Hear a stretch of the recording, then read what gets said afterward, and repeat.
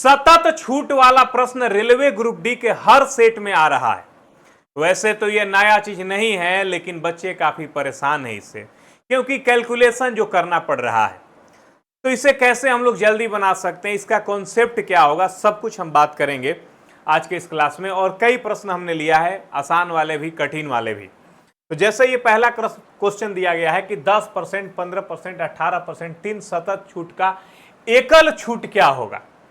तो यदि अगर हम लोग इसे बेसिक से बनाते हैं तो मानेंगे कि माना कि मार्क प्राइस 100 रुपया है, और 100 रुपया के चीज पे अगर हम 10% डिस्काउंट करेंगे तो 90% हो जाएगा। फिर 10%, 15% डिस्काउंट करेंगे तो 85% पे मिलेगा, और फिर 18% डिस्काउंट करेंगे तो 82% पे मिलेगा ना। तो इतना में हमको सामान मिल जाएगा। कौन सामान? जो सामान का दाम 100 रुपया था, 100 रुपया का सामान हमको इतना में मिला, तो कितना छूट हुआ 100 में से घटाएंगे तभी ना पता चलेगा। तो आप देखेंगे कि ये 0000 क्या हो जाएगा, कैंसिल हो जाएगा। ये 100 जस के तस, अब ये 1010 क्या हो जाएगा, कैंसिल हो जाएगा। ठीक है, 5 दूनी के 10। अब देखो 5 दूनी के 10 से 10 क्या हो जाएगा, अगर घटाते हैं इसको 5 से 17 बार में कट जाएगा, 5 से 20 बार में कट जाएगा, 2 से 10 बार में, और 2 से 41 बार में। अब हम यूनिट डिजिट इसका निकाल सकते हैं। 9 7 63, और 63 को 1 से गुणा करेंगे 3। यहां तो फिक्स हो गया कि यूनिट डिजिट 3 आएगा।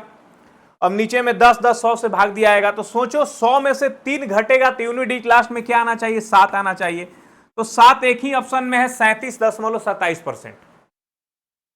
तो ये एक तरीका हो गया यूनिट डिजिट से। लेकिन इस प्रश्न को यूनिट डिजिट लगाने की भी आवश्यकता नहीं है हमें। क्यों नहीं आवश्यकता है? क्योंकि यहां पर 10 दिख रहा है, और जिस सतत छूट में 10 रहता है उसका जो परिणामी छूट आता है उसका डिजिटल सम 1 होता है। इस तीनों में से एक भी वैल्यू अगर 10 है तो जो परिणामी छूट रहेगा उसका डिजिटल सम 1 होगा। तो आपने इकाई अंक से देख लिया। तो ये जो इकाई अंक वाला रूल है हर प्रश्न में लगेगा, लेकिन ये स्पेशल केस है क्योंकि इसमें 10 है, यहां ये लगाने की आवश्यकता ही नहीं है। आप देख लीजिए किस ऑप्शन का डिजिटल सम 1 है। जैसे इसको हम लोग चेक करते हैं तो 4 3 7, 2 9 4 13, 13 का डिजिटल सम क्या हो जाएगा, 4, तो ये नहीं होगा। इसको देखेंगे 6 5 11, 2 13 4 17, 17 का डिजिटल सम हो जाएगा 7 1 8, ये नहीं होगा।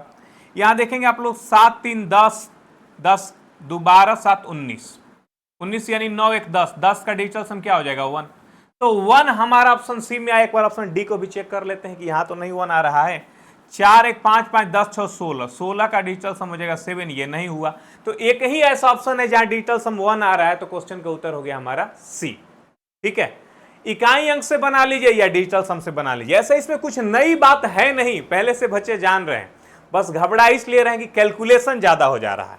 ठीक है, अब दूसरा प्रश्न आप लोग देखेंगे, 13%, 17%, 19%, 3 सतत छूट का एकल छूट क्या होगा।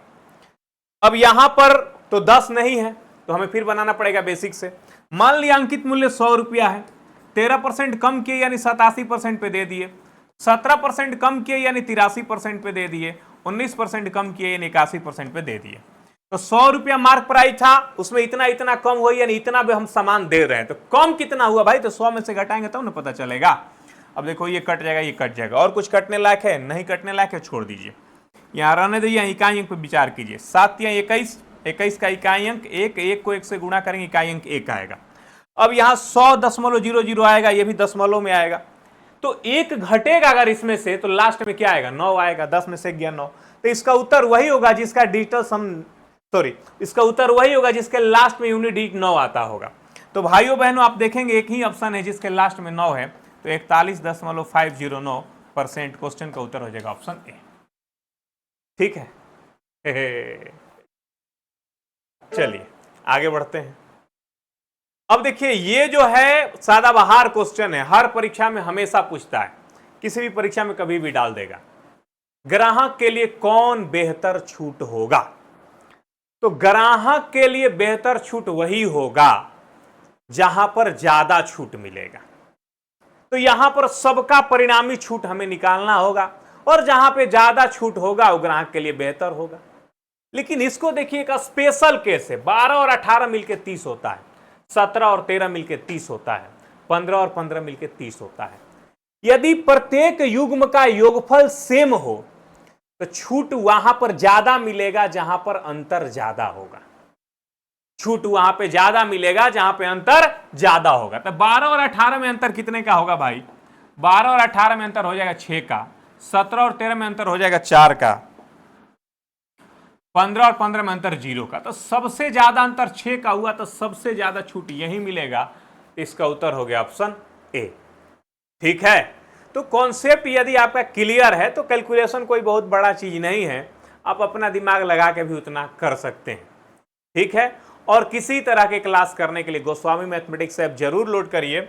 अभी फिलहाल एक ब्रह्मास्त्र बैच हमारे यहाँ शुरू हुआ है, जिसमें हर एग्जाम का सिलेबस कवर कराया जाएगा। ज्यादा जानकारी के लिए इस नंबर पर कॉल कर सकते हैं। ये बैच है गोस्वामी मैथमेटिक्स ऐप पर।